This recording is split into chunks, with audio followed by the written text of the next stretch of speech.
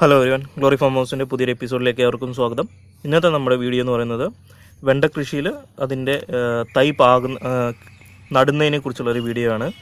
അപ്പോൾ ഇത് വെണ്ട കൃഷിയുടെ പാർട്ട് 1 ആയിട്ട് കണക്കാക്കുക. അപ്പോൾ ഇതിനകത്ത് ആദ്യം അരി ഇട്ട് ക്ലിപ്പിക്കുന്നത് തൊട്ട് ചെയ്യാനായിരുന്നു ഇരുന്നത്. പക്ഷേ ആണെങ്കിൽ ആ സമയത്ത് ഇതിൻ്റെ അരി പാകിയ സമയത്ത് ഞാനിവിടെ ഇല്ലായിരുന്നതിനാൽ വീഡിയോ ഷൂട്ട് ചെയ്യാൻ പറ്റിയില്ല. അപ്പോൾ അതുകൊണ്ട് നമ്മൾ വിളഞ്ഞ മൂപ്പെത്തിയ കായൽ നിന്നുമുള്ള അരികളാണ് നമ്മൾ സെലക്ട് ചെയ്യാറ് സാധാരണ.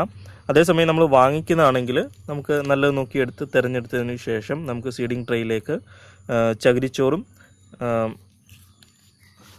മണലും കൂടി മിക്സ് ചെയ്തിട്ട് അത് നമുക്ക് ട്രേ നിറയ്ക്കാവുന്നതാണ്. എന്നിട്ട് അതിലേക്ക് നമുക്കാണെങ്കിൽ ഇതിൻ്റെ വെണ്ടയ്ക്കയുടെ വിത്തുകൾ നമുക്ക് ഓരോന്ന് വീതം പാകാവുന്നതാണ്. അതായത് ഒരു കള്ളിയിൽ ഒരെണ്ണം വീതം പാകി കിളിപ്പിക്കാവുന്നതാണ്.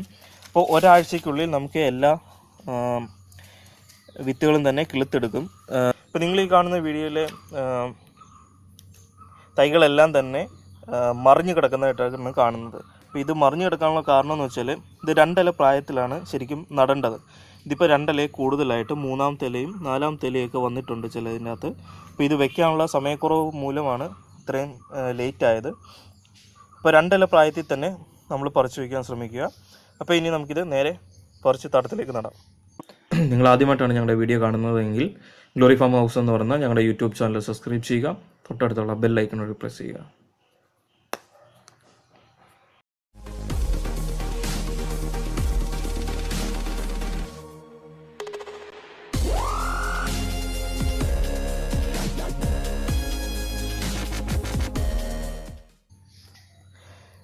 സീഡിങ് ട്രെയിൽ നിന്ന് പറിച്ചെടുക്കുന്നത് എങ്ങനെയാണെന്നുള്ള പ്രത്യേകം പറഞ്ഞു തരേണ്ട ആവശ്യമൊന്നുമില്ല. അപ്പോൾ നമുക്ക് എല്ലാവർക്കും അറിയാവുന്ന പോലെ തന്നെ വെള്ളം ഒഴിച്ച് കുതിർത്തതിന് ശേഷം അത് ചെറുതായിട്ട് അടിയിൽ ഒന്ന് പ്രസ് ചെയ്ത് അല്ലെങ്കിൽ ഇതേപോലെ പതുക്കെ പ്രസ് ചെയ്ത് എടുക്കാവുന്നതാണ്.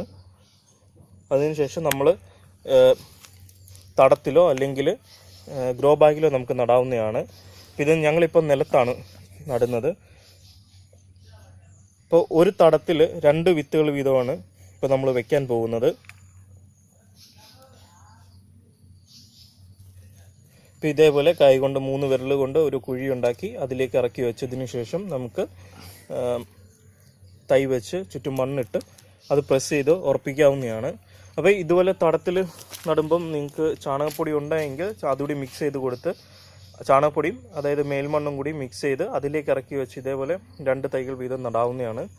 അല്ല എങ്കിൽ ഇപ്പം അടിവെള്ളമൊന്നും കൊടുക്കാതെ ഇതേപോലെ നട്ട് വേര് വന്ന് ആ ചെടി ഒന്ന് മൂട് പിടിച്ചതിന് ശേഷം വളം കൊടുത്താലും മതിയാകും. അപ്പോൾ ഞങ്ങൾ എല്ലാ പച്ചക്കറിയിലും പറയുന്ന പോലെ തന്നെ ഞങ്ങൾ ആദ്യം അടിവളമൊന്നും കൊടുക്കത്തില്ല. അപ്പോൾ അതിൻ്റെ ചെടിയുടെ മൂടൊന്ന് പിടിച്ചതിന് ശേഷം മാത്രമായിരിക്കും ഞങ്ങൾ അടിവളം കൊടുക്കാറുള്ളത്.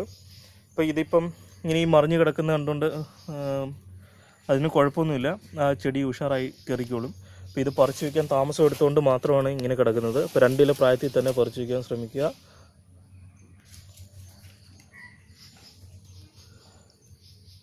ഇപ്പോൾ ഗ്രോ ബാഗിൽ കൃഷി ചെയ്യുന്ന സമയത്ത് നമുക്കാണെങ്കിൽ അതിൻ്റെ കാൽഭാഗത്തോളം നിറച്ചതിന് ശേഷം മണ്ണ് നിറച്ചതിന് ശേഷം ഇപ്പോൾ ആ സമയത്ത് നമുക്ക് അടിയിൽ കുറച്ച് കരിയിലൊക്കെ ഇട്ട് കൊടുക്കാം. അതേപോലെ തന്നെ ചാണകപ്പൊടിയും കൂടി ഗ്രോ ബാഗിൽ ഇട്ട് കൊടുക്കാം. കാരണം എന്ന് വെച്ചാൽ ഗ്രോ ബാഗിൽ പിന്നെ ഫില്ല് ചെയ്യുന്നത് നമുക്ക് കുറച്ച് അളവ് മാത്രമേ ഫില്ല് ചെയ്യാൻ പറ്റുന്നതായതുകൊണ്ട് അല്ലെങ്കിൽ ഗ്രോ ബാഗിൽ ഫില്ല് ചെയ്യുന്നതിന് ഒരു അളവ് ഫിക്സഡ് എമൗണ്ട് ഉള്ളതുകൊണ്ട് അല്ലെങ്കിൽ ഫിക്സഡ് അളവ് ഉള്ളതുകൊണ്ട് നമുക്ക് അടിവെള്ളം കൊടുത്തിട്ട് വേണം ഗ്രോ ബാഗിൽ ചെയ്യാൻ വേണ്ടി. നമുക്ക് അടിവളമായിട്ട് ചാണകപ്പൊടിയും അതേപോലെ തന്നെ കരിയിലയുടെ വേസ്റ്റോ എന്തെങ്കിലും കൊടുത്തുകൊണ്ട് മണ്ണും കൂടി മിക്സ് ചെയ്ത് നമുക്ക് ഇതിൻ്റെ അകത്ത് ഇടാവുന്നതാണ്.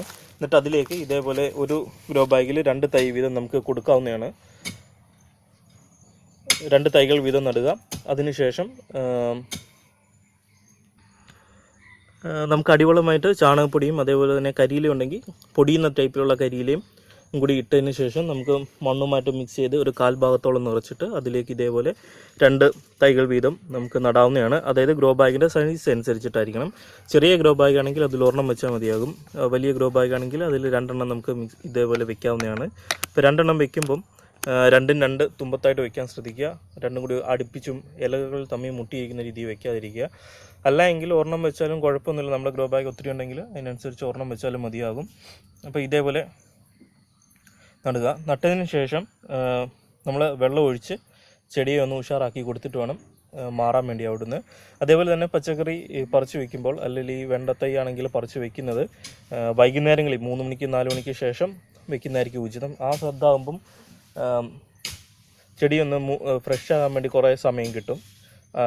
നമ്മൾ രാവിലെ വെളുപ്പിനെ വെക്കാൻ അല്ലെങ്കിൽ രാവിലെ വെക്കാൻ പോയുള്ള പ്രശ്നം എന്ന് വെച്ചാൽ ആ ചെടി വെച്ച് നമ്മൾ മാറിക്കഴിയുമ്പോഴത്തേക്ക് അതിന് വെയിലാകുകയും അത് ചെടി വാടിപ്പോകാനുള്ള സാധ്യത കൂടുതലാണ്. അപ്പോൾ അതിനു മുമ്പ് നമ്മൾ ഇതേപോലെ വൈകുന്നേരങ്ങളിൽ വെക്കുന്നതായിരിക്കും ഉചിതം. ഇപ്പം ഞങ്ങൾ ചെയ്തിരിക്കുന്നത് അടിവളമായിട്ട് യാതൊന്നും തന്നെ കൊടുത്തിട്ടില്ല. വൃത്താകൃതിയിൽ മണ്ണ് കൊത്തി ഇളക്കിയതിന് ശേഷം അതിലേക്ക് 2 തൈകളാണ് സീഡിങ് ട്രേയിൽ പാകി കിളിപ്പിച്ച് 2 തൈകളാണ് പറിച്ചു വെച്ചിരിക്കുന്നത്. അടിവളം ഒന്നും തന്നെ കൊടുത്തിട്ടില്ല. ആദ്യത്തെ വളമിടിയിലാണ് ഞങ്ങൾ അടിവളമായിട്ടുള്ള കാര്യങ്ങൾ കൊടുക്കേണ്ടത്. ആദ്യത്തെ വളമിടിയിലാണ് ഞങ്ങൾ ബാക്കി കാര്യങ്ങളെല്ലാം സ്റ്റാർട്ട് ചെയ്യുന്നത്. അപ്പോഴത്തേക്ക് ചെടിയൊന്ന് ഫ്രഷായി മണ്ണിൽ വേരൊന്ന് ഉറപ്പിച്ച് കിട്ടും. ആ സമയത്തേക്ക് ഞങ്ങൾ പച്ചക്കറിയിൽ വളമിടിയിൽ സ്റ്റാർട്ട് ചെയ്യത്തുള്ളൂ. അപ്പോൾ ഇത് നട്ടതിന് ശേഷം നമുക്ക് ചെയ്യേണ്ട ഒരു കാര്യം എന്ന് വെച്ചാൽ, ഒരു കാരണവശാലും വെള്ളം ഒഴിക്കാൻ മറന്നു പോകരുത്. ഇപ്പോൾ വെള്ളം ഒഴിക്കുമ്പം ഒരു കാരണവശാലും നമ്മൾ കുത്തി ഒഴിച്ച് മൂടിളക്കി കളയല്ലേ. ഇതേപോലെ സ്പ്രേ ചെയ്ത് ഒഴിച്ചു കൊടുക്കുക എന്നായിരിക്കും ഏറ്റവും നല്ലത്.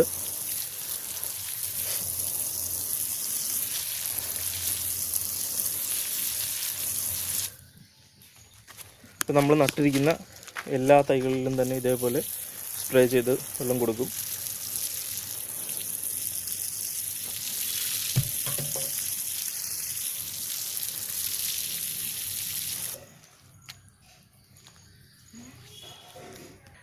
അപ്പോൾ നമ്മൾ തൈയെല്ലാം കുഴിച്ച് വെച്ച് വെള്ളം ഒഴിച്ച് കഴിഞ്ഞിരുന്നു. അപ്പം ഒരു കാര്യം കാണിക്കാൻ മറന്നുപോയി. ഇതിപ്പോൾ നമ്മൾ പാകി കിളിപ്പിച്ചിരിക്കുന്നത് ചുമന്ന വെണ്ടയ്ക്കയുടെ അരികളാണ്. അതായത് ഇത്രയും ലെങ്ത്തിലുള്ള ചുവന്ന വെണ്ടയ്ക്കയാണ് നമ്മളിപ്പം പാകി കിളിപ്പിച്ചിരിക്കുന്നത്. അപ്പോൾ ഇത് ഞാൻ ആദ്യം കാണിക്കേണ്ടായിരുന്നു, ഇത് മറന്നുപോയതാണ്. അപ്പോൾ അതുകൊണ്ടാണ് ഇപ്പോൾ കാണിക്കുന്നത്. ഇനിയിപ്പം നമുക്കാണെങ്കിൽ ഓരോ കമ്പ് വെച്ചിട്ട് ഇത് തൈകൾക്ക് താങ്ങ് കൊടുത്ത് കോഴിയോ അല്ലെങ്കിൽ ആടോ അല്ലെങ്കിൽ താറാവോ ഒന്നും കയറി നശിപ്പിക്കാതിരിക്കാൻ വേണ്ടി ഒന്ന് കവർ ചെയ്തും വെച്ച് നമുക്കിതിനെ ഒന്ന് സംരക്ഷണം ചെയ്ത് കൊടുക്കാവുന്നതാണ്. അപ്പം വെണ്ട കൃഷിയുടെ ആദ്യത്തെ എപ്പിസോഡ് ഇവിടെ നിർത്തുകയാണ്. രണ്ടാമത്തെ എപ്പിസോഡിൽ ഇത് മൂട് പിടിച്ചതിന് ശേഷം വളമിടുന്നതിനെ കുറിച്ചുള്ളതും എന്തൊക്കെ വളമാണെന്നുള്ളതുമായിട്ട് രണ്ടാമത്തെ എപ്പിസോഡ് ഞങ്ങൾ ചെയ്യാം. അപ്പോൾ ഈ വീഡിയോ എല്ലാവർക്കും ഇഷ്ടപ്പെട്ടു എന്ന് കരുതുന്നു. ഇത്തരം കാർഷിക സംബന്ധമായ വീഡിയോകൾ മലയാളത്തിൽ ലഭിക്കുന്നതിന് വേണ്ടി ഗ്ലോറി ഫാം ഹൗസ് എന്ന് പറയുന്ന ഞങ്ങളുടെ യൂട്യൂബ് ചാനൽ സബ്സ്ക്രൈബ് ചെയ്യുക. തൊട്ടടുത്തുള്ള ബെൽ ഐക്കൺ പ്രസ് ചെയ്യുക.